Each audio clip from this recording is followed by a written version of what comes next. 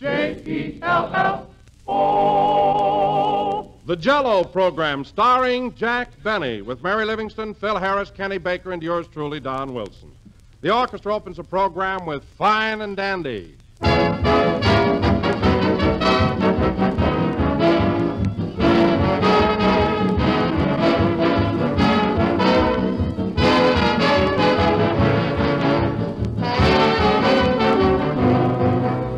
You know, when a friend recommends something to you, whether it's a movie, a book, or something good to eat, you naturally feel favorably toward it. You feel that you can expect real quality. Well, that's the way our millions of friends feel about Jell-O, and no wonder, for Jell-O stands for quality. The name Jell-O is a trademark. It's the property of General Foods, and it tells you here is the best-looking, best-tasting dessert your family can enjoy. The one and only Jell-O. If you hear any other gelatin dessert called Jell-O, you'll know that's incorrect, for there is no other. And Jell-O brings you delicious, extra-rich fruit flavor, fragrant, full-bodied, and supremely tempting. A satisfying goodness that makes Jell-O America's favorite gelatin dessert. So when you buy, don't accept any substitutes for the real thing. Look for those big red letters on the box. They spell Jell-O.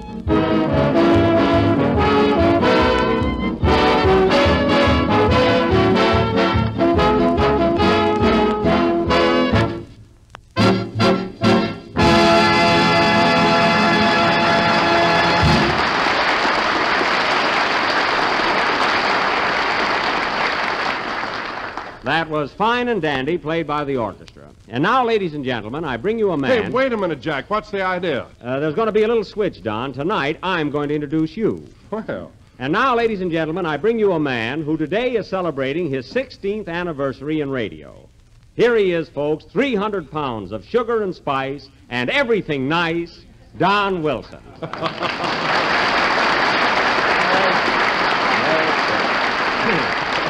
Now, there you are, Don. Well, thanks, everybody, and thank you, too, Jack, for that lovely tribute. But really, you didn't have to do it. Oh, yes, I did, Don. Any man who can spend 16 years in radio and never miss a broadcast, a laugh, or a meal deserves an ovation. Today is your day, Don, and nothing is too good for you. Oh, I'm glad to hear you say that, Jack, because for some time now I've been planning to ask you for a raise. I think I should get more money, don't you? What's that, Don? I said I think I deserve more money. You sure do. Well, let's get on with the program.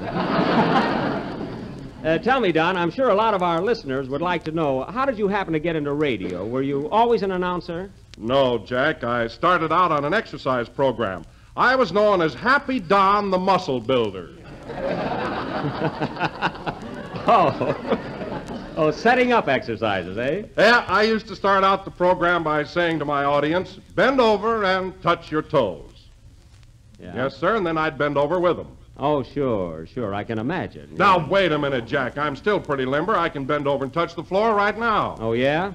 Don, if you were an old maid, you'd have to go down in the basement, stand on a barrel, and bore a hole in the ceiling before you could look under the bed.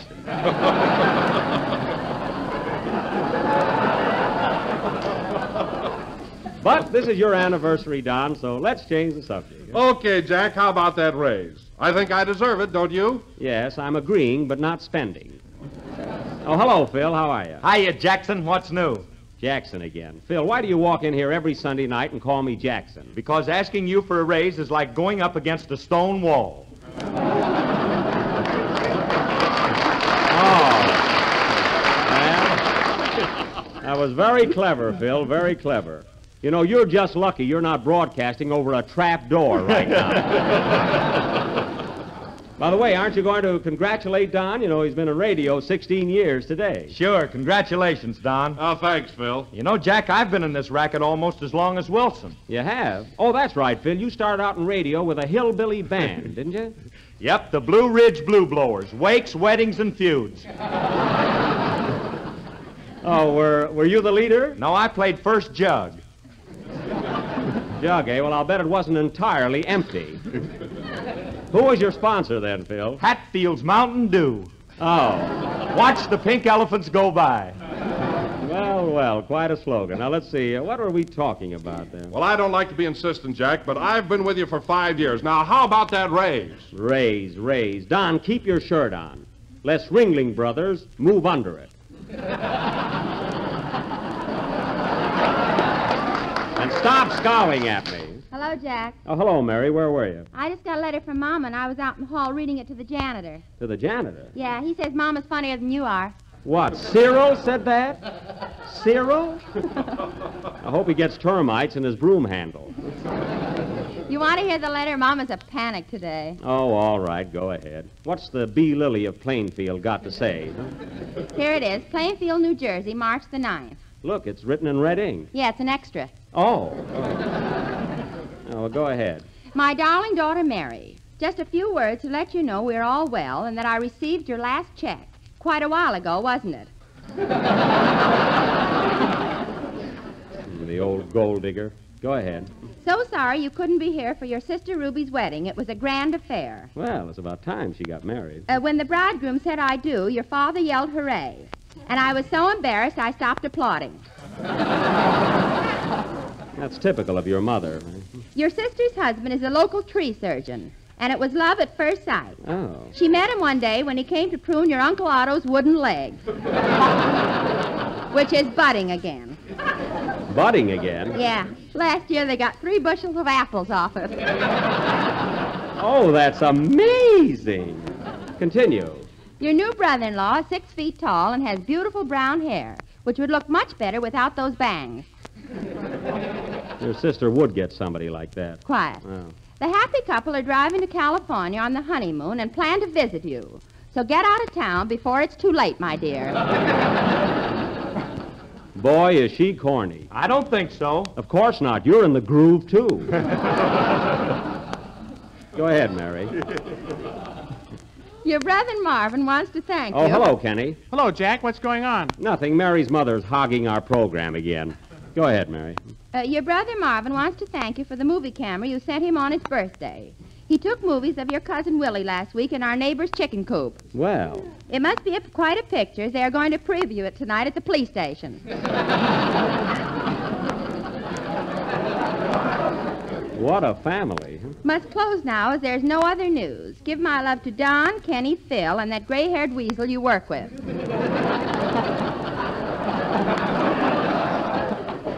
I think she's comical. So goodbye for now. Your loving mother, Pygmalion Livingston. Pygmalion? Well, she's topical anyway, huh? P.S. I almost forgot to tell you. When your father read about Hetty Lamar eloping, he tried to kill himself, but with gin as usual. Well, I'm glad that's over with. Now, Kenny, do you think you can follow our New Jersey correspondent with a song? Yeah. You know, Jack, Mary's mother is a scream. I wish my mother was as smart as she is. Why, isn't your mother smart, Kenny? Not very. She thinks I'm Frank Parker. Oh, then sing, Frank. I don't want to disillusion her.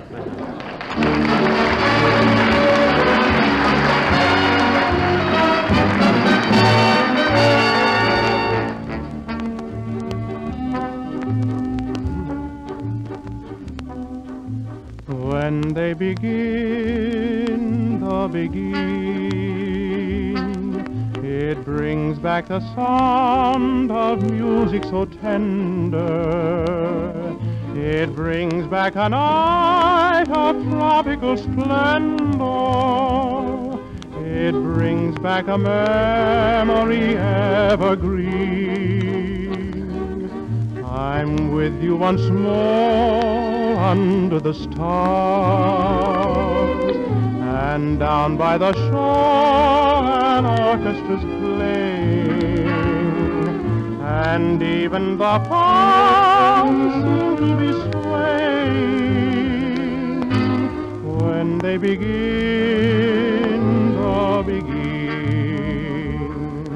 To live it again is past all endeavor, except when that tune clutches my heart, and there we are, swearing to love forever, and promising never, never to part.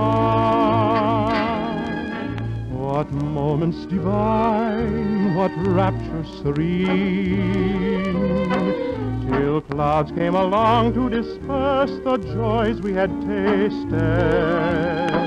And now when I hear people curse the chance that was wasted, I know but too well what they mean. Let them say what they want, let them talk, let the love that was once a fire remain an ember. Let it sleep like the dead desire I only remember. When they begin, so don't mind what they say, let them talk, till the stars will there before return above you, till you whisper to me once more, darling, I love you, and we suddenly know what heaven we're in. When they begin, the begin. When they begin,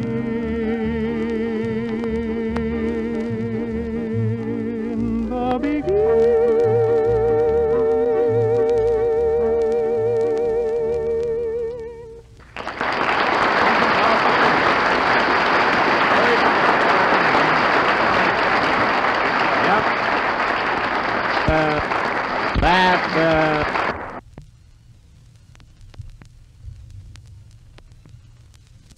No matter how much you spend on your girl, you can't deduct it unless you marry her. Well, the government wouldn't feel that way if they could see her. Well, I'm sure they wouldn't. You know, in the first place, Kenny, when you make out your income tax, you should get somebody to help you. Oh, gosh, I had 4 accountants and I drove them nuts. That I can believe. Say, Phil, did you have much trouble making out your income tax? No, with the salary you pay me, it was a pleasure. That's so. Phil, if I only paid you 35 cents a week, you should salam every time you meet me on the street. I'll salam you right now if you want it. Some funny crack. That would go better in the Wilshire Bowl.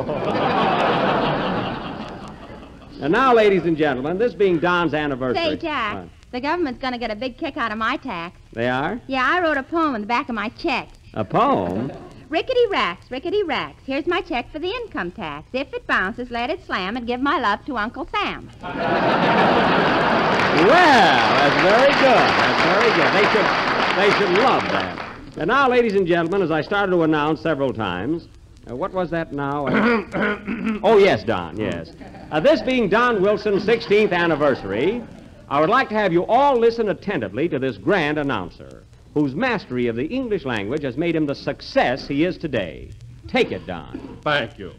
Ladies and gentlemen, this being my 16th anniversary, why don't you celebrate it by running down to your neighborhood grocer and asking him for a package of tempting and delicious Jell-O. Bravo, Don. It is America's favorite gelatin dessert and comes in 6 delicious flavors. Strawberry. Ah, folks, what diction.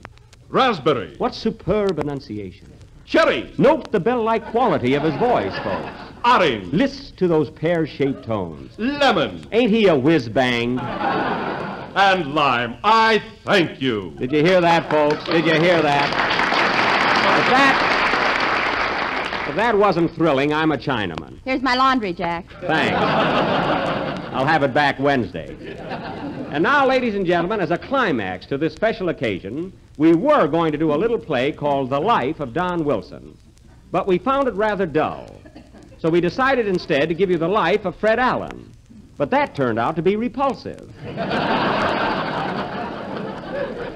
So therefore, folks... Say, Jack, speaking of Allen, I saw that picture of you on the front cover of Radio Guide where you're training to fight him. Yes, sir, and I looked pretty tough there, didn't I? You sure did, but I couldn't figure out what you were holding in your right hand. That was a flute. You see, Allen is a snake, and I have to charm him before I can hit him. Now, getting back to our play, I think it's a crime the way Portland has to take in washing. Allen's doing all right. Oh, well. Anyhow, tonight we are going to present... pardon me. Hello? Hello, Mr. Benny. This is Rochester. Oh, you. What do you want now? It's about Carmichael, your polar bear. What's the matter? Is this cold still bad? You know, Mary, he caught a terrific cold last week. How is he, Rochester? Doggone that animal. Well, did you give him that hot bath like I told you to? Well, yes and no. What do you mean, yes or no? I got him in the bathroom and he got me in the tub.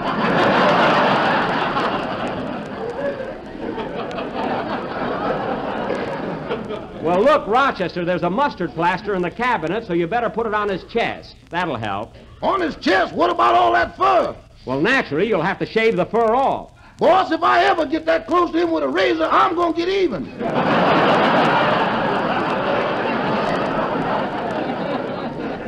Rochester, don't you dare lay a hand on him. Not if I want it back.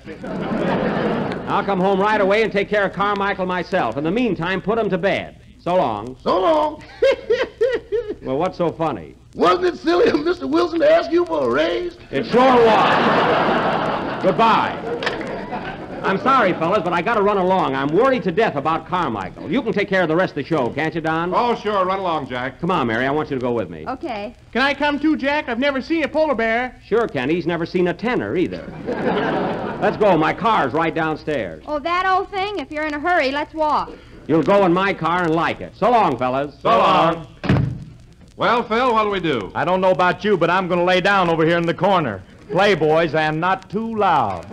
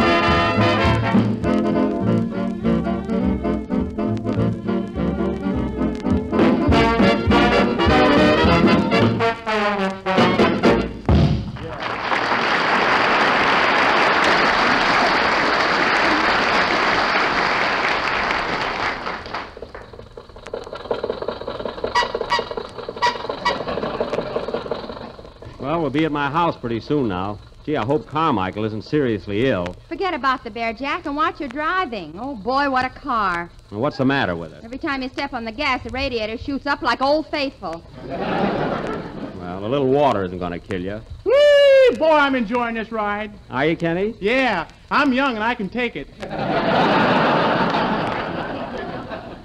wish you two would stop joking when I'm worried about Carmichael. Who knows, maybe he's dying. Oh, Jack, quit worrying. The bear will be all right. And watch that stoplight. What stoplight? The one you just went through. Oh. Oh, well, nobody saw me. They didn't, eh? No. Then what's that, a mockingbird? Yes, but wait. Oh, my goodness, it's a cow. Now, look, kids, let me do the talking. Hello, officer. Hey, you, what's the big idea? Where do you think you're going, to a fire? Well, that's original. Mary. What seems to be the trouble, officer? You see that red light that keeps going on and off back there? Yes? That ain't just to break the monotony, you know.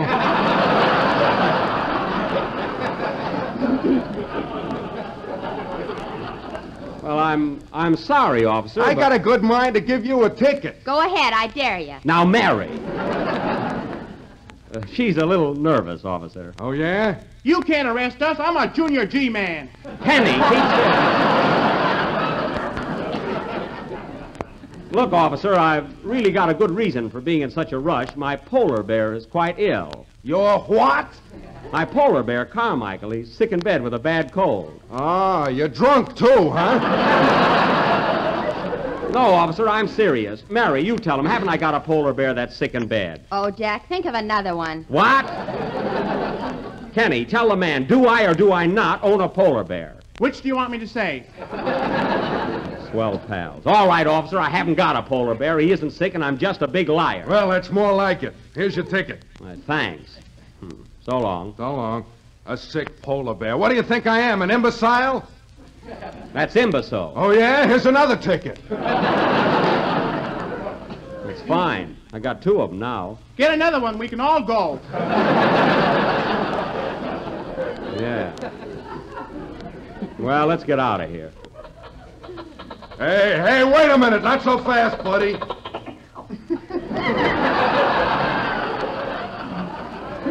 Oh, now what? Look at those license plates. This isn't 1937, mister. Now, see here, it's not my fault. I wrote in for new ones. Well, while you're waiting, have another ticket. Hooray, I knew we'd make it. Kenny. Now, listen, officer, I can explain... Oh, Jack, you've got enough. Don't be a pig.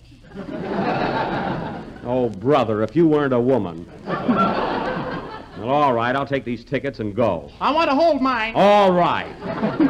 All right, let's get going. 3 tickets. And you 2 kids certainly proved to be fine traders. Oh, we were just having a little fun. Yeah, what's the matter? Can't you take a rib? Kenny, I'd like to take your rib and hit you on the head with it. Well, here's my street. Hang on tight, I'm going to make a turn.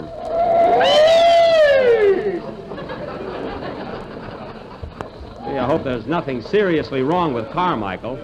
You know, I've become so attached to that bear. Gee, he's just like a relative. Yeah, all he does is eat and sleep. Just the same, I like him. Well, here we are at the house.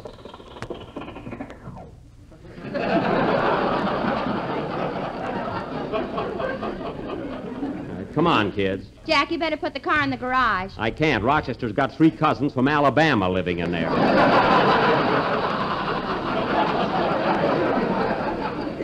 I don't know what to do with them. Why don't you start a minstrel show?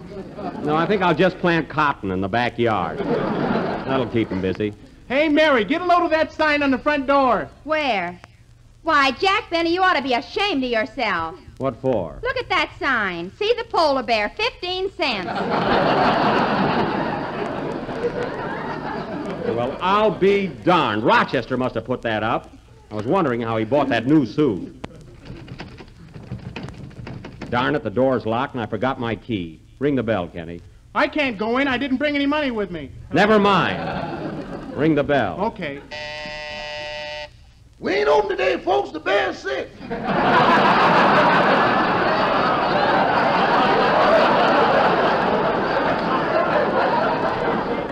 Rochester, open that door. Oh, it's you, boss. Hello, Miss Livingston. Hello, Mr. Baker. I ain't seen you in some time. Forget the formalities. How's Carmichael? Did you put him in bed like I told you to? Yes, boss, but I had a little trouble getting your pajamas on him. Pajamas? Rochester, if those are my new silk ones, I'm going to take $10 out of your salary this week. What do you mean out? That's it.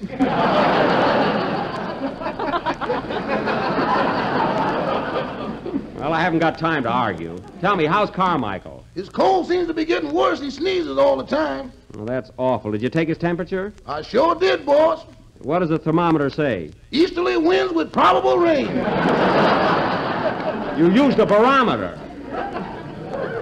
Oh, well, I'm going in and look at him. Can we see him, Jack? Yes, but you'll have to be quiet. Now, follow me. I wonder if we should have brought flowers. That isn't necessary. Here's the room. Shh. Now, be quiet. Oh, look at Carmichael sleeping there, peaceful as a lamb.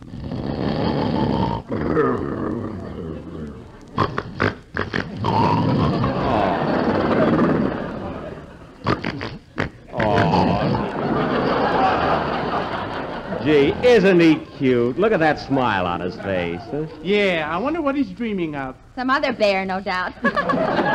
Quiet, you'll disturb him. You see? You woke him up. Gee, look at him. He's got such a bad cold, I think I'll pull the covers up around him. Be careful, boss. He's kind of ornery. Well, naturally, he's sick. Look at him. Has Carmichael got a bad toe?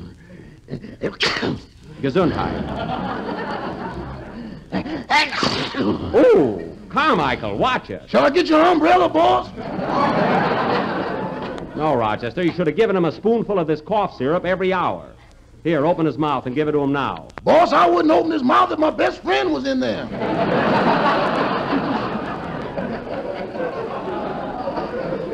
Oh, give me that spoon. I'll give him the medicine myself. Look out for your hand, Jack. Don't listen to Rochester. He's just a coward. That's me, a coward with brains. Well, I'll show you there's nothing to be afraid of. Now, here, Carmichael, be a good little bearsy-wearsy and open whose mouth. Come on now, take this cough syrup for Daddy. Now, come on, Carmichael. Daddy is getting impatient. Take this cough medicine. Carmichael, I'll shove it right in your mouth. Carmichael! Open up them golden gates. Carmichael, take this medicine. Jack, look out! Hey, look out, Jack. He's coming for you. Carmichael, get back in bed. Come on, Teddy, let's get out of here. Carmichael! Rochester, get out of my way. Out of your way, I'm in Pomona now. Oh, my goodness. Hey, boss, should I get a doctor? Doctor nothing. Get Frank Buck.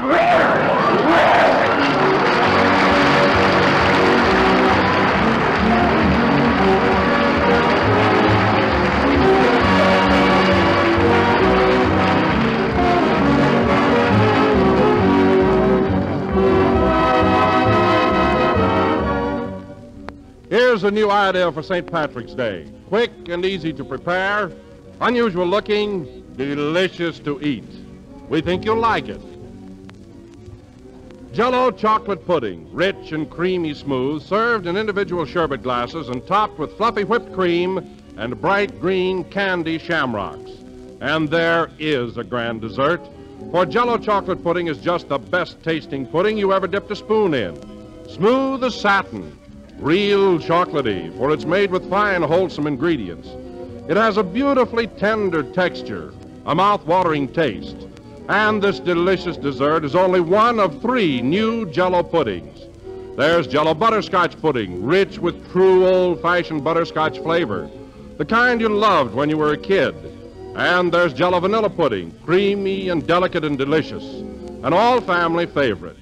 All 3 Jell-O puddings are amazingly quick and easy to prepare. You'll find the simple directions on every package. The best way to buy is 3 packages at a time. So ask your grocer tomorrow for Jell-O chocolate, butterscotch, and vanilla pudding, the real homemade kind.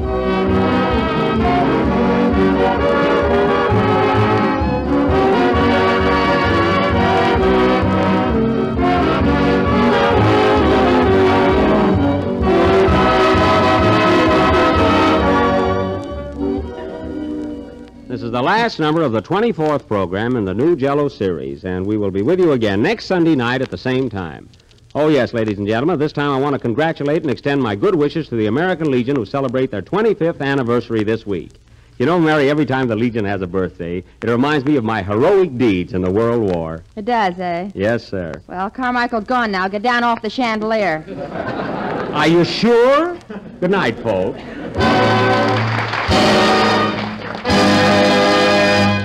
J-E-L-L.